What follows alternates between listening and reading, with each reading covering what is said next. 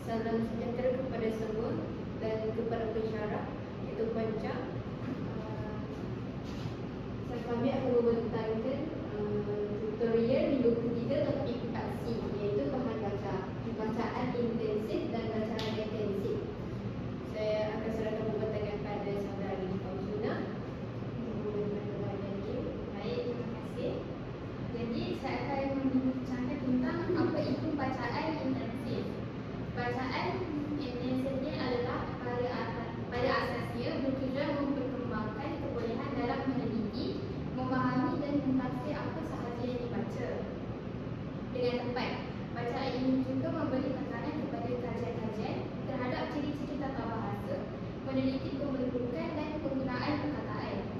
Latihan-latihan bacaan intensif biasanya memerlukan bimbingan dan bantuan penuh daripada guru.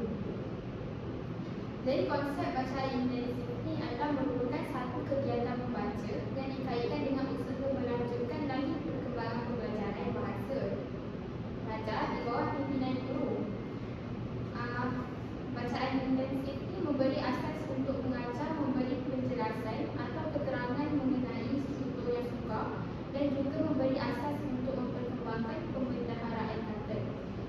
Bacaan intensif ini juga dikaitkan dengan aktiviti mengkaji ciri-ciri tata bahasa, iaitu susunan kata dalam ayat dan pengertian menurut kamus yang ditemui pelajar. Mengembangkan lagi usaha mengawal penggunaan bahasa dalam pertuturan dan tulisan. Jadi tujuan bacaan intensifnya adalah membolehkan kanak-kanak membaca dengan baik dan lancar dari segi sebutan, intonasi dan tahu menggunakan tanda-tanda bacaan yang betul. Yang kedua adalah mengembangkan kebolehan menafsir apa yang tertulis dalam bacaan dengan mengkaji susunan kata dalam ayat dan pengertian dalam kamus. Seterusnya, membaca secara senang dengan kebatasan yang sewajarnya, menilai atau mengulas isi-isi yang diperoleh daripada bahan-bahan yang dibaca, dan akhir sekali membuat rumusan atau kesimpulan daripada apa yang dibaca.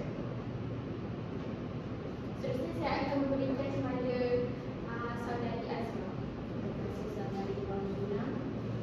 Baiklah, saya akan menerangkan bahan bacaan intensif.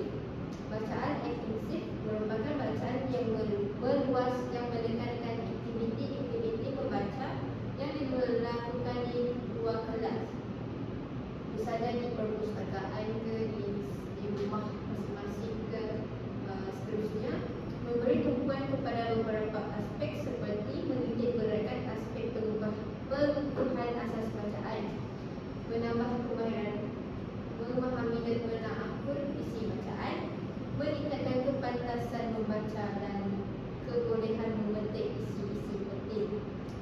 Ini merupakan konsep bacaan intensif.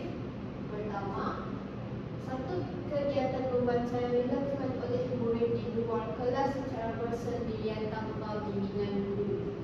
Misalnya di perpustakaan tadi, murid boleh membaca buku yang berada di perpustakaan dengan sendiri tanpa bimbingan guru seperti novel ataupun cerpen-cerpen yang menarik dengan mereka.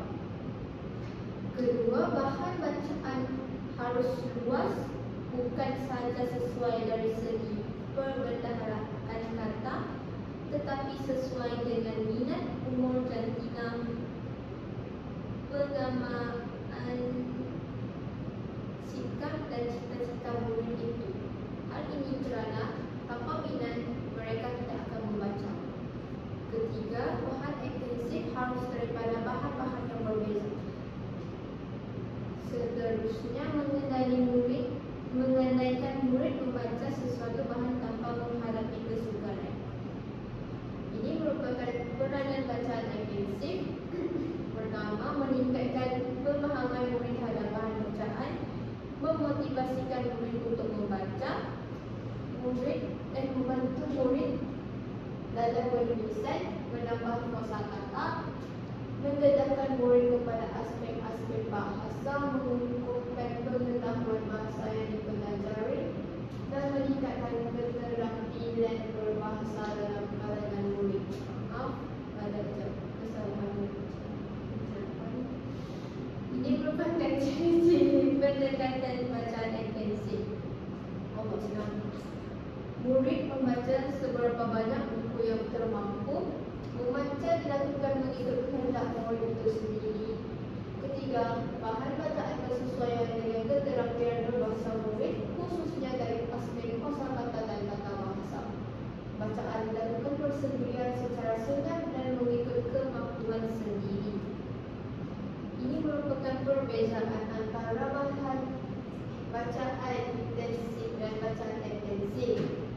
Bacaan intensif, bacaan untuk memperkembangkan kebolehan meneliti dan memahami bahan bacaan dengan tepat. Manakala bahan intensif didefinisikan ataupun dikenali sebagai bahan sebagai bacaan meluas yang dikaitkan dengan aktiviti membaca di luar kelas.